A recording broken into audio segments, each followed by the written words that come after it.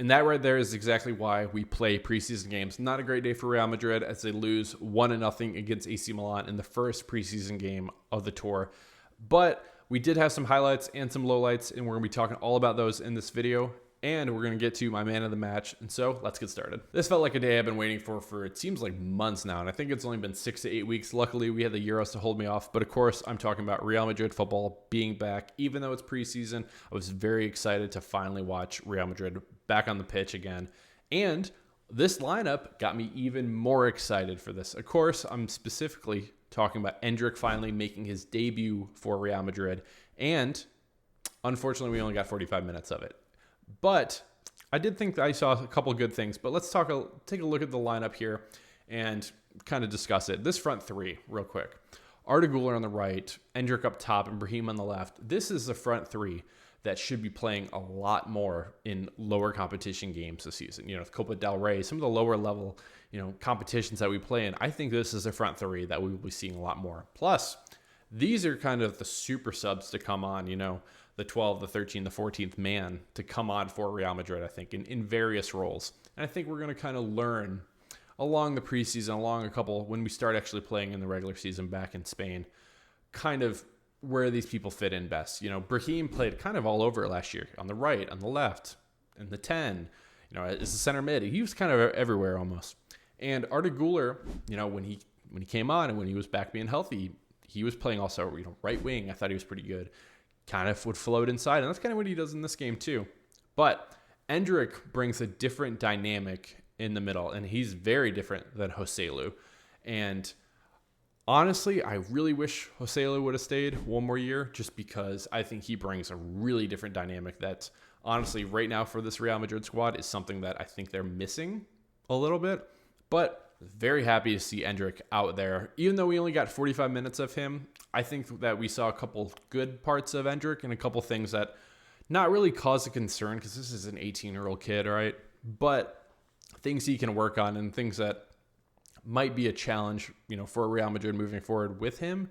And we're going to talk a little about that. But I think the thing with him starting, first of all, he's only been there for like 5 days. He just had his presentation just a couple days ago, and he's already starting. I think this is somebody that Carlo Ancelotti really wants to mold and kind of leave his fingerprints on him and kind of say, hey, however good Endrick is, and hopefully he's really good, and hopefully, from Carlo's perspective, this is the start of Endrick's journey to being a really good player, a star possibly even for Real Madrid. And I think that's kind of why Ancelotti's put out there. When Endrick comes off the field later in the game, first person to talk to him, Ancelotti, goes right up to him. That's the first player that Ancelotti wants to talk to is Endrick. And so I think this is going to be a very long learning season for him. He's going to be given a lot of opportunities. He was expensive, 45, 50 million, 60 million. I've heard the number depending on how he performs. This is an expensive transfer. This is not, Guler was 20 million. This is double that. So this is somebody that Real Madrid is very invested in, and they want him to succeed. And so don't be surprised if he's getting a lot more opportunities than we think going into the season. But in the game, we finally debut our new away orange kits. And let me know what you think of the orange kits, because personally to me, I really like them up close. I think they're class. I'm definitely going to be getting like a long sleeve one. But far away, I don't know how I feel about it. So let me know in the comments below what you think of the orange kits. I'm really curious about that. But in the game we start, I actually thought it was a pretty good start off the rip for Real Madrid. Pressing was pretty good to start. The issue that I had in the beginning of the game was Martin had a just hospital pass just right to an attacker for AC Milan. And luckily, Courtois, being the best goalkeeper in the world that he is, was ready to go. And this looked like a prime, just middle of the season Courtois save. Fantastic save by him on his first real shot attempt that it comes at him in this game. And just a couple minutes later, AC Milan gets a really good counterattack too. And this is an easier save for Courtois, but he's ready, man. He looks good, and that's what we need Courtois to do this season. He has to be ready to go just because this is a very long season. And we did get lucky last year with, Alaba was out, Militao was out, plus, Courtois was out. Lunin had a really good year last year, but we did get, I'll be honest, a little lucky with, Carvajal was out. I mean, really lucky last year, honestly, when we really look back at it. But Courtois looks really good. He looks healthy, which is very important too. And I think he's going to be ready for a very long season for Madrid and hopefully for another Champions League and La Liga title. But I thought really good by Courtois in the beginning of the game. And really good link-up play too, real quick, between Brahim, Modric, and Endrick. And Endrick looks like he's going to be getting on the board early, but he's just a little offside, and the touch wasn't great from him. But I did really like that link-up play a lot between, especially Brahim and Endrick in this game. I thought that was pretty class. Shout out to Dani Ceballos. I thought first 15 minutes in this game, I thought he looked pretty good. And I've been somebody who's been a little critical of Dani Ceballos just because he looks a little, wild when he's running out there sometimes and just not under control. I think that's probably the best thing, not under control. And this was the Ceballos that I think we saw a couple of years ago, and I was pretty happy with how he was looking in the beginning of this game. So happy for him. Brahim and Endrick get together again. Good link-up play. Pass off by Endrick to Brahim, who takes a shot, and it's a little too far out to far right. And so, unfortunately, still no goal. But that was kind of the highlights for the beginning of the first half, except we had one more link-up play with Endrick and Rudiger. That is right. Rudiger makes a fantastic run into the box, and Endrick sets him up with a nice through ball. But my only issue with Endrick in this one is when he passed it to Rudiger, he kind of just sat. And I'm like, dude, you got to run. You make a run for Rudiger to pass you the ball.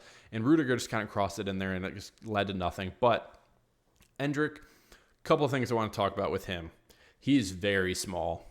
Height is going to be an issue for him moving forward. I mean, when we compare him to, probably where he's going to be getting the minutes is Joselu. Joselu is huge, big, tall, lengthy, and it brings a lot of different dynamics that Endrick doesn't bring. But the things that we didn't get to see from Endrick in this game, we didn't really get to see him get a really good counterattack and kind of a through ball for him where he can kind of go one-on-one. That's something I'm looking forward to maybe in the Barcelona game or the Chelsea game. But what I was happy with is I thought his link-up play was pretty good with Brahim and Guler too. He had a couple of good passes between them too.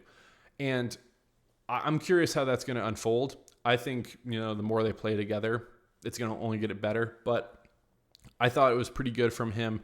And this one, not a great game at all by Endrick. And I want to see a couple more shots too. There's a couple times where he just needs to make a couple better runs.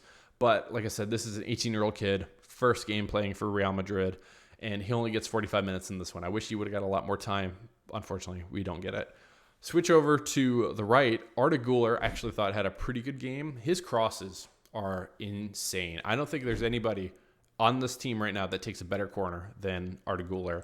And he had one in this game it's just so enticing to, a Militao, a Rudiger, where they can just go up there and head the ball. And it's an easy header too. It's not where they have to be really far. It's really close to the box. And if he's out on the pitch, he needs to be the one taking these corners 100%. I thought he had a pretty good game. Overall, again, he only played for 45 minutes.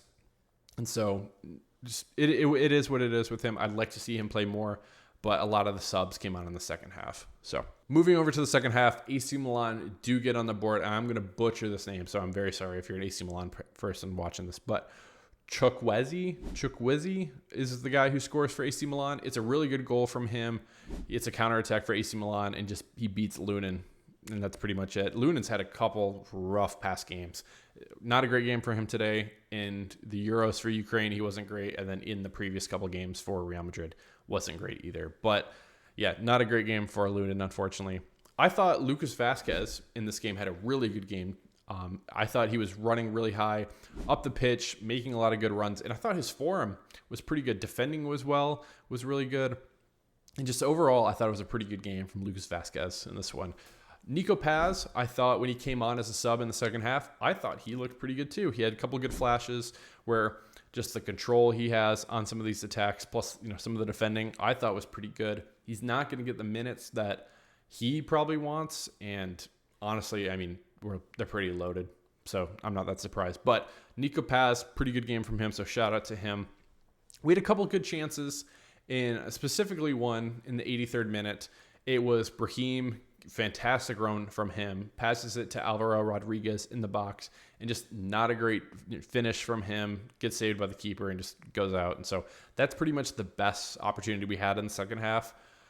Real quick though, somebody I think all of us Real Madrid fans should be excited about, and I might butcher his name, but if he plays more and I hear it more, I'll get better at it. And that, of course, is Joan Martinez for Real Madrid. That, of course, is a 16-year-old center back who we just brought on tour, and I think he might be the center back of the future. I love the hair. Fantastic hair on the kid, but might be the center back that we will be having as the backup to Rudiger, Militao, Vallejo, if Alaba comes back. I think he might be the kid. He had a really good challenge in the 85th minute. Full extension from him in the box. Just a smart challenge, and just honestly a really good challenge from him too. Very excited to see more of him. What I want to see from him though, I want to see him get a start. Start next to Rudiger. Or start next to, Vallejo even. I just want to see him play more and get challenged a little more. And just because honestly, this was the only time I've ever seen him play. I think that's for a lot of Real Madrid fans too. Let me know in the comments below if you've seen more of him and what you think of him. I'd love to hear from it. But from what I saw in this game, he looked good. But I need to see more before I really pass judgment on him. But I'm excited to watch more of him. So, my man of the match. A lot of subs in this game. But I think the person who looked the best and the most ready to go for the season will be Thibaut Courtois. Thibaut Courtois, like I said, he had a couple really good saves in this one. The first one specifically was just class from him. And I thought he played pretty well in this game. Honorary mention, probably Lucas Vazquez. I thought he looked pretty good too, and he played a lot more in this game. But Thibaut Courtois is my man of the match. So let me know who your man of the match was in the comments below as well. So what's happening next on my channel? We'll be doing a match preview of the Barcelona game. That's right, El Clasico in the preseason. Very much looking forward to that. And we might even have 3 Brazilians that we have to talk about in the match preview too. So that's right. Rodrigo, Vini, and Militao will be joining very soon. So looking forward to having them.